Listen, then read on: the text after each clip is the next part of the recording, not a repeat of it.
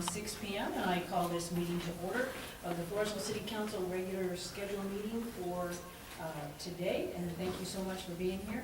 Please join us, if you would please stand for our invocation with Mr. Fred Gonzalez, and followed by the Pledge of Allegiance.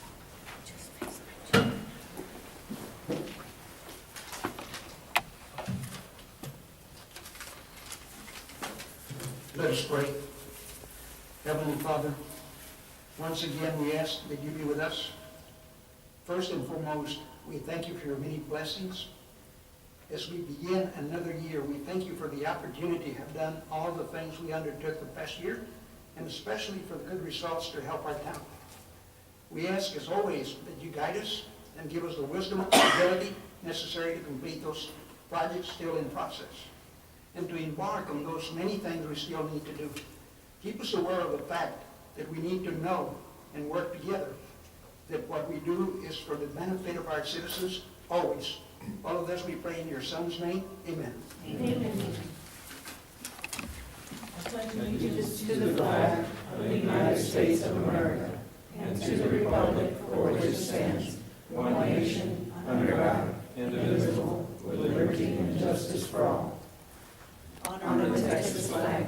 I pledge allegiance to thee, Texas, one state, under God, one and indivisible.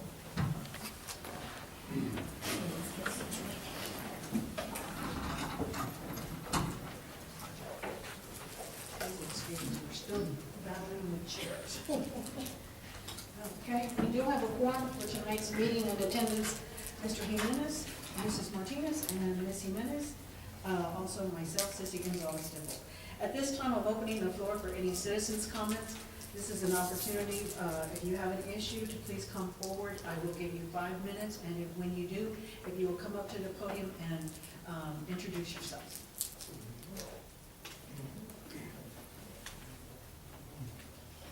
Bob Vernon from Floresville, and this is just a quick question, not a comment necessarily, but was many kids as broke out playing basketball over here on the basketball courts all the time.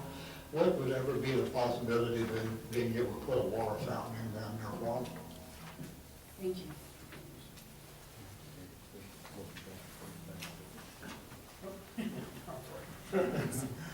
Jim Law, Floresville, and I have a request that primarily affects Connie. I don't know if she includes it in her reports, and if she included her report today, but I would really like to see on a monthly basis the general fund balance and the number of days of operating expense that we have in the general fund balance at the end of the given month that we're reporting on. I think also it would be a really great idea.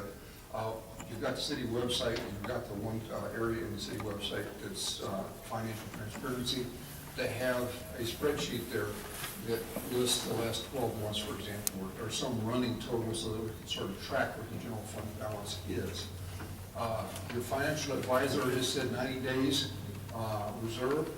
Your auditors for many, many years have said 90 days reserve. I look back at a lot of the old audit data going back to 2002. We've never had 90 days.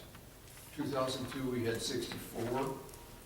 Since that time, we've had 4 years where the balance was up in the low 40s to high 30s. We've had 4 years where we were negative.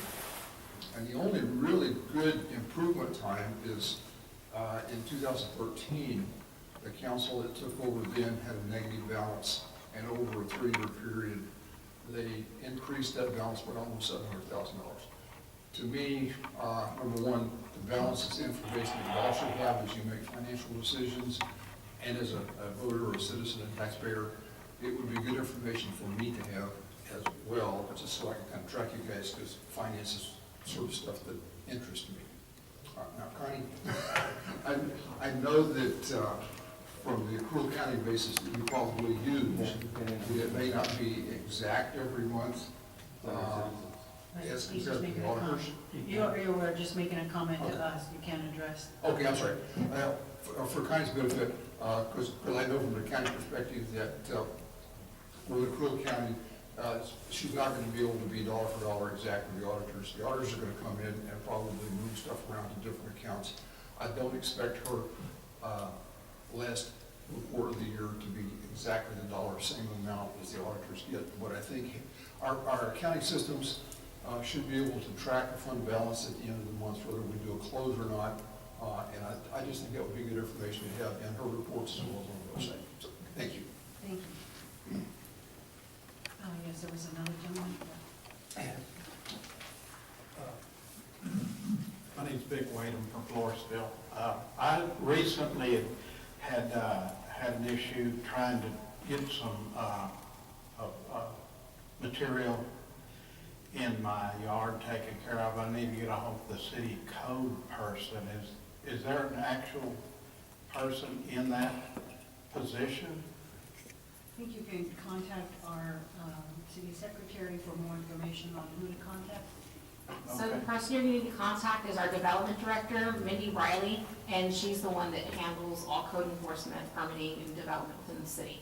Okay. Okay. Well, I had called to the main office, and I bet I called to the office and asked for the person I needed to deal with. I explained to them what I needed, talked to them, and they told me to get a hold of the code person.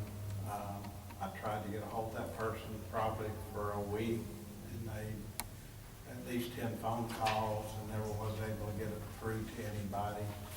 Okay, well, we do apologize for that. She was out on medical leave. She just returned this week. I can get your information and relay that message to her and have her contact you. Okay. Thank you.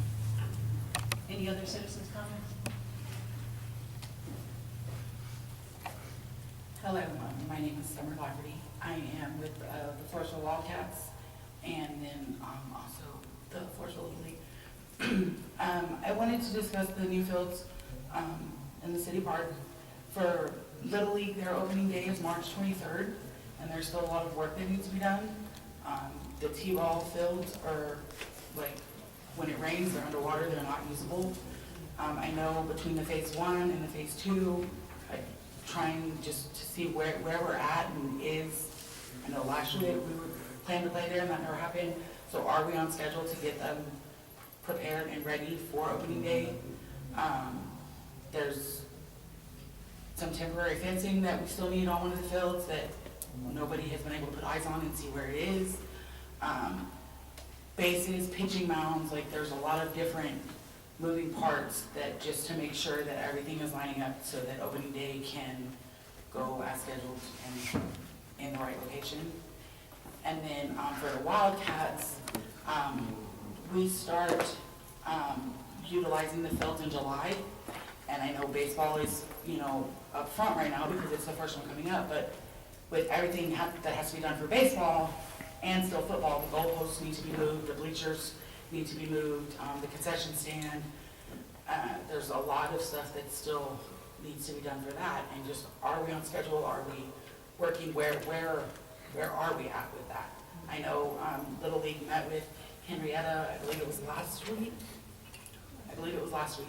And, they, on the contract, they discussed the contract and they, made their proposal. When can they expect to know if that's approved, if that's where we're going, or those sort of things? I can't answer any of those questions for you, but we will take it into advisement, and I know our city secretary and our city attorney will be getting your information. I think they may have your contact information already. They have somebody's. Somebody, and so the council is advised of that, and so if you are here at the end of the meeting, you can talk to Councilman Jimenez or any one of us, but we have noted that because that's just around the corner. Thank you for bringing it to our attention. Thank you. Any other citizens' comments at this? And let me ask, while we're here, our IT person has been working on the sound system. Does it sound better tonight? For you, are y'all able to understand what we're saying? Okay. So, I'll get a little bit of feedback. okay. We've been working on it, and so, Mr. Gonzalez, can you hear okay, or? I can hear you very well. Okay. A little bit different over here, but it's okay. Okay, all right. Well, thank you so, we're still tweaking it a little bit, so I appreciate your patience. Any other citizens' comments this evening? Okay.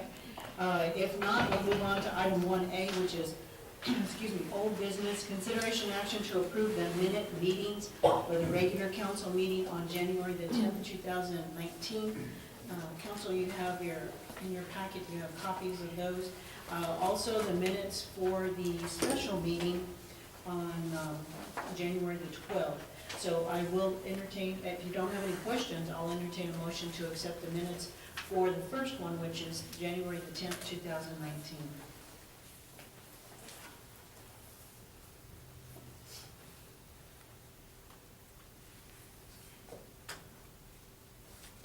I make a motion to accept the minutes for the regular meeting scheduled for January 10th. I have a motion on the floor by Councilwoman Jimenez. Do I have a second? A second. Seconded by Mrs. Martinez. All those in favor, please raise your right hand. Thank you, 3-0. Moving on to the minutes of the special council meeting on January the 12th, 2019.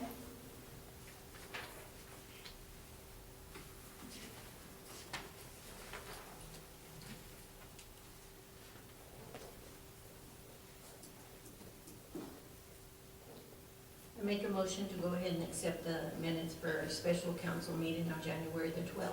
Okay, I have a motion on the floor by Mrs. Martinez. Do I have a second? I'll second. Seconded by Ms. Jimenez. All those in favor, please raise your right hand. I'm on it, but I was also present. I came in late. I think you were late. You on- came in once the special meeting had concluded. You Oh, came okay. in when the workshop was All right. taking place. Okay. Sounds good. Okay, thank you, council. Moving on to our presentation discussion. I'd like to move item F to the beginning because I know they're probably on duty tonight.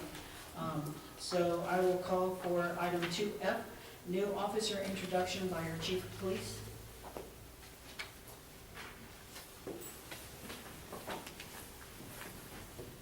Good evening, council. The reason I'm here is to introduce our two newest officers that we hired recently for the police department. To my right is Officer Eugene Rodriguez and Patricio Hernandez, both started, one started Monday, the other one started actually today, and both will be going through a 12-week FTO program. So hopefully they'll make it, and they are good officers, well-disciplined, fit, and so on. Thank you. Thank you. I've got a question. Yes. Maybe can you annotate it that maybe you could bring all the officers, of the new officers and everything that I mean, I know you haven't done it in the past, but Okay. bring the rest of them so that they know who we are and who they Sure. are. We can bring I would say probably maybe the 4 or 5 newest officers in the department. We'll do that. We can set it up. All right, thank you very much. Yes, sir. Thank you. Congratulations, guys. Thank you. Also, well, before everybody leaves, I just want to make note, because this is open, and I already spoke with our city attorney. Officer Rodriguez is the son of our city attorney. I had some concerns about the conflict of interest. She has assured me that she has talked and got it cleared through the Texas Municipal League, and also, I did, Mayor, if I may, and council members. Yes, you and I did speak about it. Like I indicated to you that I think that it was my fault because I always brag about the city of Floresville. And I believe that that was one of the reasons that Officer Rodriguez was enticed, because I'm always bragging that the city of Floresville is a great place and is going places. And they have a lot to offer to their community. And that is something that I totally believe in. I'm sure he overheard it, and I think that that's why he wanted to apply. And so did Mr. Varela, I'm thinking as well. I'm sure he's heard lots of wonderful things about the city of Floresville. I did contact TML before he even submitted an application. Interviewing anybody. no, No, just real quick, I do want to put it, to clarify it, to make sure that there wasn't going to be any conflict. They assured me there wasn't. As far as conflict of interest, there as well, I contacted them again to inquire about that.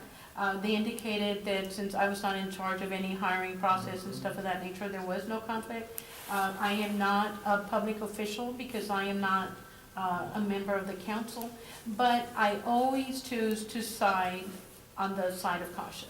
So I myself have filed a vendor's questionnaire informing the public and letting everyone know, even though they told me that I did not have to do it. That is from TML. But I did it anyway, Mayor, because there's nothing to hide. He is my son, and this is where he chose to start his career, and that's what I've done. Okay. I wanted just the audience and the citizens out there to know Yes, that. ma'am. know Yes, that ma'am. ahead of I time. appreciate that, Mayor. Thank you. Did you have anything? Yeah. Okay. All right, thank you very much, gentlemen. Good luck and be careful. All right, moving on to item 2A, spectrum update. Yes, once again, it's me. Honorable Mayor and City Council members, I have forwarded all the information, what I did before I send it off to Mr. Barry King. Mr. Barry King is the counsel for Spectrum. I went through all the documentation, which, as you will recall, it's a big packet. There was some items that I did not think should be provided at this time, so I went ahead and sifted those out. But I have sent everything to Mr. King, along with an email asking him, when is Spectrum going to be done? So I'm awaiting a response from him. I'm hoping that I will hear something back from him by this Friday. If I do not, Mayor, I will contact him myself and just inquire. Okay. But I know it's Yeah, gonna we take a will little bit of continue. time. Yeah, we will continue to Yes, ask, ma'am. and so, on that one. Just a side note, Mrs. Turner is out ill. She's been out, I believe, all of this week. And so, we hope that she gets well, and there's quite a few people out that are sick. Okay, moving on to item 2B, USDA water projects update. And that is M&S Engineering.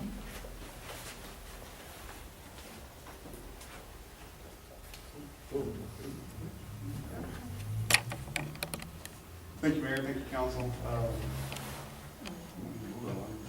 We were asked to provide an update to Council, since there's a couple new council members, on the progress of various water projects around the city.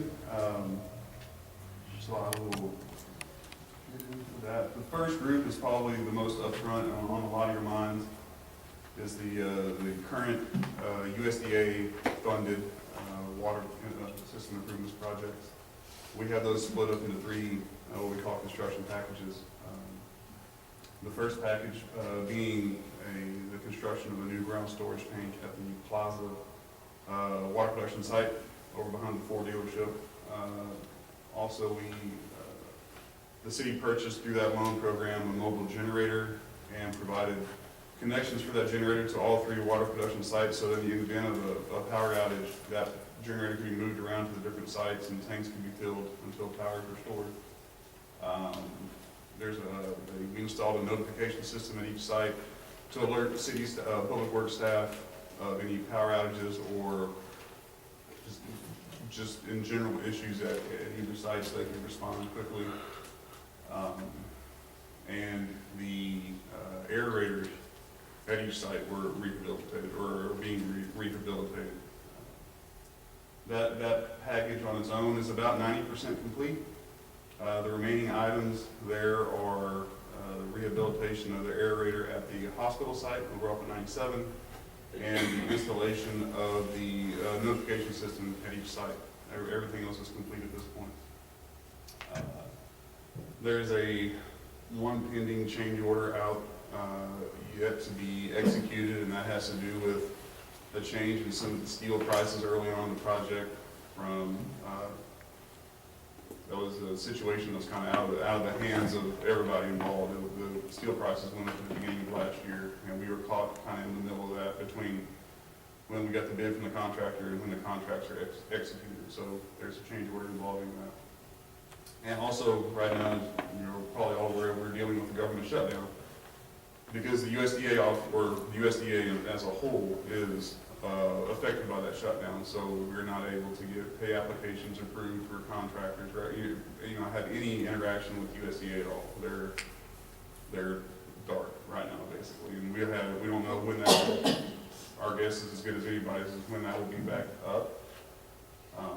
But we're doing the best we can to kind of keep things afloat while that's happening. And there's just a picture of the new ground storage tank at the Plaza well site. It's welded steel. I believe in the past the city has, there was an old bolted steel tank there that corroded relatively quickly in the grand scheme of things, but the welded steel is a much longer lasting construction, and that should last for a long time.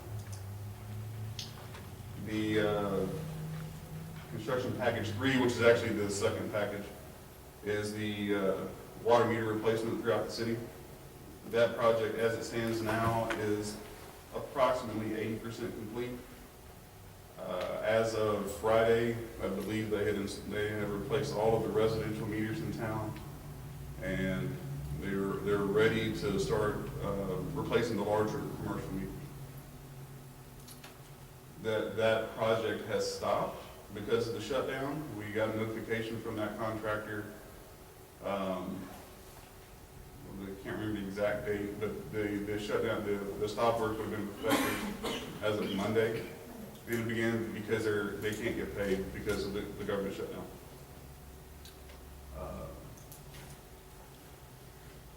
And I know there's been some issues, and I'm certainly available to try to answer some questions that y'all might have about some of the instances that have happened since those replacements have started.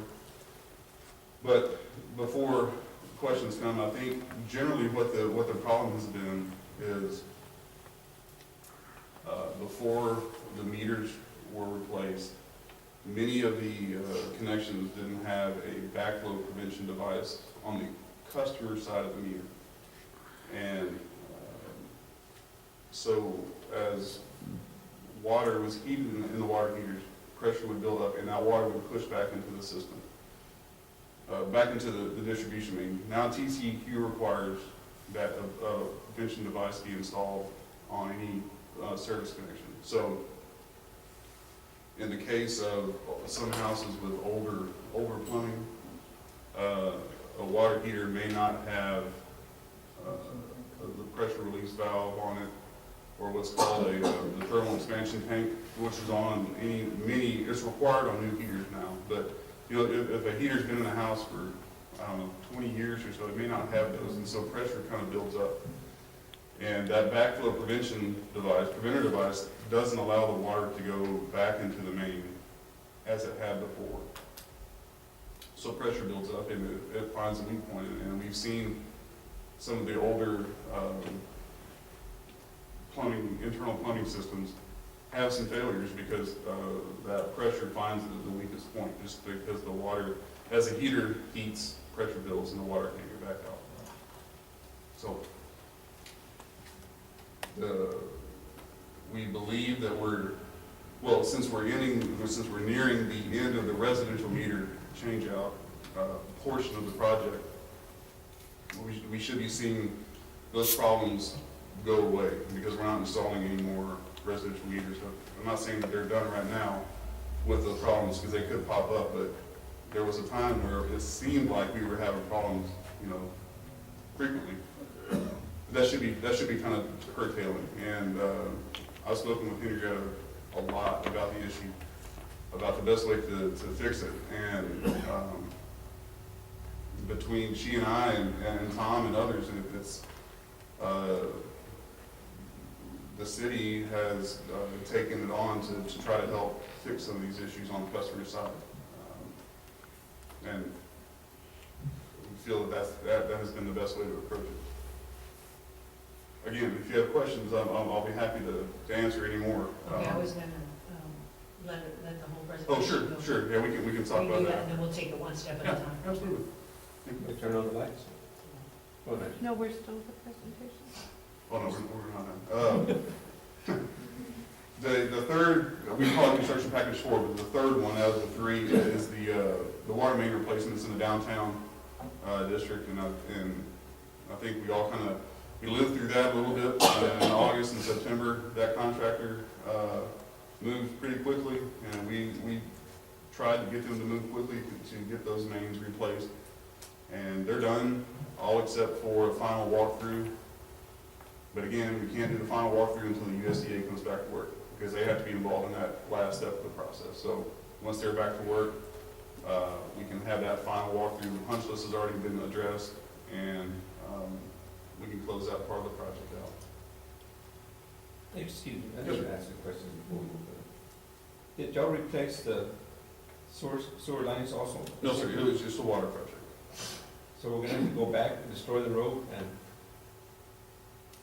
If the city is planning to fix sewer, I'm not aware. Yeah, I don't remember us discussing replacing sewer lines, those water Right. lines. Yeah, but we get new road. From what we've seen, that's not necessary yet to replace those lines, so. Okay, so that's that's kind of a summary of the current USDA water improvements projects. Mayor, as you may know, we were under an agreed order with the TCEQ on some older violations, and I believe that is the first, yes, that's the first little group that's come up. No, I'm sorry, this is from inspection in July. This is not the agreed order. There's two different sets of issues going on. This is from the inspection in July. That inspection noted that the B Street plant over by the high school didn't have a sufficient booster pump capacity. So we are in the planning stage to upgrade the pump capacity at that plant, just to get it up to the minimum requirements that the TCEQ has set forth. So as you can see, we'll have, that pump should be, it has to go through approval process with the TCEQ, but it should be installed by May of I should say 2019, but not proofreader. The inspection also found a small hole in the top of the elevated tank at the hospital site. There's a picture of a small hole. You know, what I should have included is a picture of the fix. That hole is repaired, and so that has been taken care of. The ground storage tank at the hospital site needs to be repainted and rehabbed, and I'll get back to that in a minute. We have a plan for that. Now to the agreed order, Mayor. There were several items that needed to be filed and submitted to the TCEQ, an updated monitoring plan, a drought contingency plan, which council approved in October, as-built records for the plant sites and production sites. And then we are required to provide a quarterly update to TCEQ.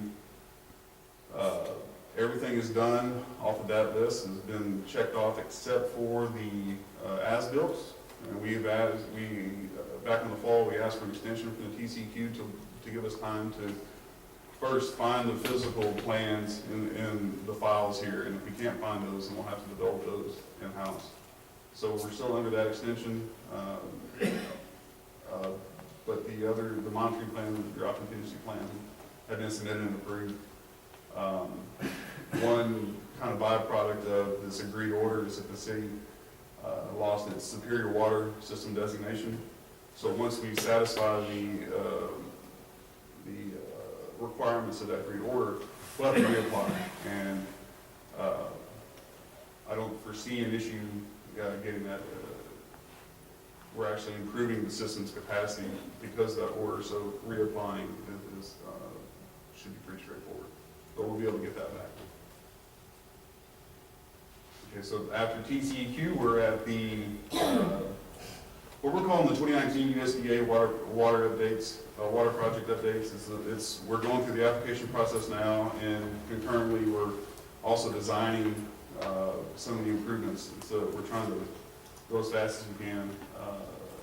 This program includes a new well for Plaza site, a rehab of the B Street well, and a new interconnect with the Oak Hills Water Supply Corporation, and potentially rehabilitation of that hospital ground storage tank that I referred to a little bit earlier. We anticipate construction on those beginning this fall, and we would love to have been sooner, but it just hasn't happened. So I can go in more detail on each one. The well at the Plaza site is currently offline. We had some screen failure down a hole. The fix was not cost effective. We lost capacity, and there was also some oil found in the well from somewhere. And so that well's offline and not supplying water. So the plan is to drill a new well at the same site away from the existing well. And then we have to make the tie into the system. The B Street water well rehab was originally part of the current USDA loan, but once the Plaza well failed, we had to pull it out because we couldn't take the B Street well down while Plaza was down. That would have left the city on one well, and that's not ideal. So we pulled that out of the current loan, and we're gonna get that